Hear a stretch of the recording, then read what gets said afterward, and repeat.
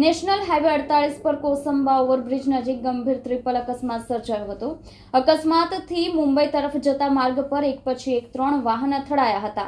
આ અકસ્માતમાં 6 લોકો ઇજાગ્રસ્ત પહોંચ્યા હતા। અકસ્માતની ગંભીરતા એટલી હતી કે ત્રણેય વાહન સામેની દિશામાં આવેલા રોડ તરફ ડિવાઈડર કૂદીને ફંગોળાયા હતા। સુરત જિલ્લાના કોસંબા ઓવરબ્રિજ નજીકથી પસાર થતા હાઈવે ઉપર ટ્રિપલ અકસ્માતથી એક્શન ફિલ્મના જેવા દ્રશ્યો સર્જાયા હતા, જેમાં 3 વાહનો એકબીજા સાથે ધડાકાભેર અથડાયા બાદ ડિવાઈડર કૂદીને ફંગોળાયા હતા।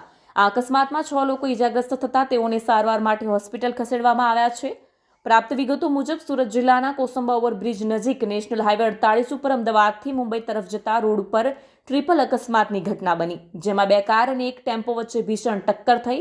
આ અકસ્માત એટલો ડિવાઈડર કૂદીને રોડની બીજી બાજુ ફંગોળાઈ ગયા હતા।